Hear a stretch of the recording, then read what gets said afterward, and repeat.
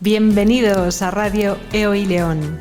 Te esperamos. Benvenuti alla radio EOI di León. Partecipa con noi. Welcome to EOI León Radio. Joining. Willkommen beim Radio EOI León. Hör zu und mach mit. Bienvenue à la radio de la EOI León. Viens nous rejoindre. Bem-vindos à rádio da EOI Leão. Alinha conosco. 大家好，欢迎收听 Radio EOI León， 我们等你，加入我们的电台，参与我们的节目吧。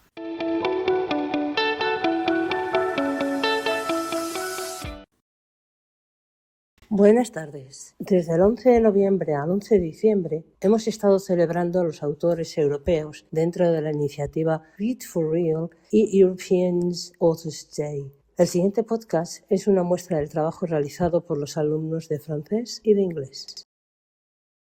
Chers auditeurs, chères auditrices, bonjour. Dans le cadre de la journée des auteurs européens qui se fête en ce moment dans toute l'Europe, Beronia et Belen vous proposent 2 auteurs qu'elles aiment et elles vous expliquent pourquoi. Donc à vous de découvrir ces auteurs et qui sait prendre plaisir à les lire. À très bientôt. Albert Camus, 1913-1960. Auteur d'origine algérienne, écrivain et journaliste français, Camus a grandi dans la pauvreté et il a connu une enfance difficile en raison de la mort de son père.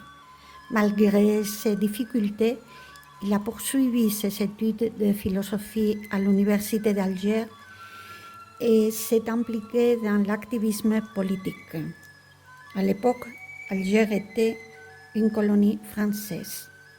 Ces œuvres développent une pensée fondée sur la prise de conscience de l'absurdité de la condition humaine, mais aussi sur la révolte comme seule réponse à la violence du monde.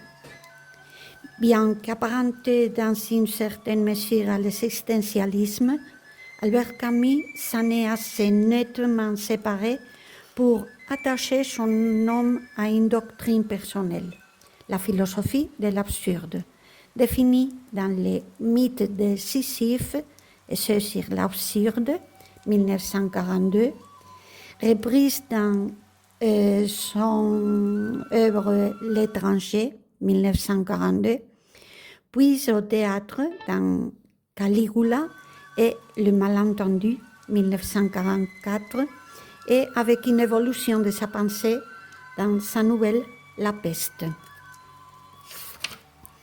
Par raison de santé, il ne pourra pas passer l'agrégation de philosophie. La tuberculose l'empêche de devenir professeur. Par ailleurs, il poursuit une carrière de journalisme et fonde le journal Alger républicain. Lors de la Deuxième Guerre mondiale, il participe à la résistance et devient rédacteur en chef du journal clandestin Combat. Il obtient le prix Nobel de littérature en 1957. Pendant la guerre en Alger, il est partagé entre son amour pour son pays natal et son souci de justice. Le 4 janvier 1960, il meurt dans un accident sur la route. L'absurde est le divorce entre l'esprit qui désire et le monde qui déçoit, le mythe de Sisyphe. Et pour aller contre, Camus propose la révolte, la liberté, la passion.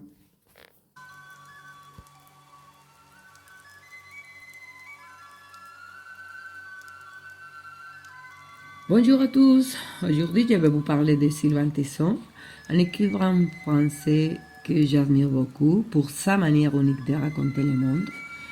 Sylvain Tesson est né à Paris le 27 avril 1972. Il est le fils du journaliste Philippe Tesson, ce qui l'a plongé de son enfance dans un univers intellectuel. Très tôt, il développe une passion pour l'aventure, la géographie et la littérature. Après des études en géopolitique et en géographie, il commence à voyager intensément. En 1993, il fait le tour du monde à vélo avec son ami Alexandre Poussin. Ce périple de plus de 25 000 km donne naissance à son premier livre, On a roulé sur la Terre. Mais Sylvain Tesson ne s'arrête pas là. Il parcourt l'Asie centrale, l'Himalaya, la Sibérie. Il voyage à pied, à cheval, en train, parfois même en solitaire. Ces expériences nourrissent ces récits qui mêlent réflexion philosophique, observation du monde et poésie. Parmi ses œuvres les plus connues, on trouve Une vie à coucher dehors. Il a rapporté le prix Goncourt en 2009 avec Dans les forêts de Sibérie, pour lequel il reçoit le prix Médicis Essai en 2011. Ce dernier raconte 6 mois de solitude dans une cabane au bord du lac Baïkal en Russie. Ce que j'aime chez lui, c'est sa capacité à nous faire voyager sans bouger, à nous inviter à ralentir, à contempler. Il écrit avec une grande sensibilité et ses aphorismes sont souvent profonds et percutants. En plus d'être écrivain, Sylvain Tesson est aussi conférencier, chroniqueur, et il continue de parcourir le monde et de publier des récits qui nous font réfléchir sur notre rapport à la nature, au temps et à la liberté. Merci de m'avoir écouté.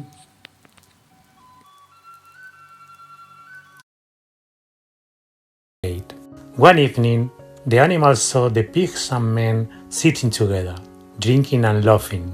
All animals are equal, said the words painted on the barn wall. But some animals are more equal than others. The others looked from pig to man and from man to pig again. But already it was impossible to say which was which. Break. The years passed. The animals worked harder than ever, but they were not happier. The pigs had taken control and the others obeyed. One evening, the animals saw the pigs and men sitting together, drinking and laughing. All animals are equal, said the words painted on the barn wall. But some animals are more equal than others. The others looked from pig to man and from man to pig again. But already it was impossible to say which was which. Years passed, the animals worked harder than ever, but they were not happy. The pigs had taken control and the others obeyed. One evening, the animals saw the pigs and men sitting together, drinking and laughing. All animals are equal, said the words painted on the barn wall. But some animals are more equal than others. Looked from pigs to man, and from man to pigs again. But already it was impossible to say which was which. Sherlock Holmes sat in his chair. His eyes had closed. When you have eliminated the impossible, he said at last, whatever remains, however improbable, must be the truth. Watson looked at him with admiration. You make it sound so simple. It's simple, said Holmes, opening his eyes. People see, but they do not observe. That is the difference. Then he smiled slightly. No, so we pay our friend, the murderer, a little visit. Harry stared at the giant man in front of him. "You're a wizard, Harry," said Hagrid, smiling. "A what?" said Harry, blinking. "A wizard, and the thumping good one once you've been trained." Harry felt dizzy. "Me, a wizard?" He had never thought himself special. I'm just Harry. Just Harry? Hagrid looked kindly. There's nothing just about you, lad. And with that, Harry's new world began.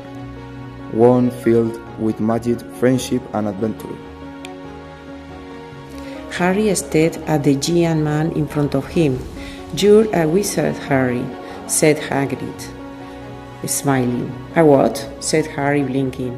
"A wizard, and a something good one once you've been trained." Harry felt dizzy. "Me? A wizard?" He had never thought himself special. "I'm just Harry." "Just Harry?"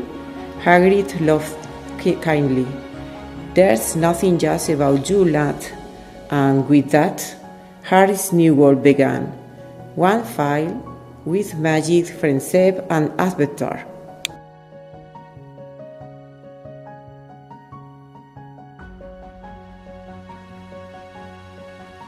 It was late at night when the ghost appeared for the first time. The corridor was dark, the wind howled and his chains rattled loudly. But instead of running away, Mr. Otis came out of his room with a small bottle. "My dear sir," he said calmly, "please use this oil for your chains. They make a terrible noise." The ghost started at him to speak. Never in 300 years had anyone offered him oil. He vanished through the wall, deeply insulted.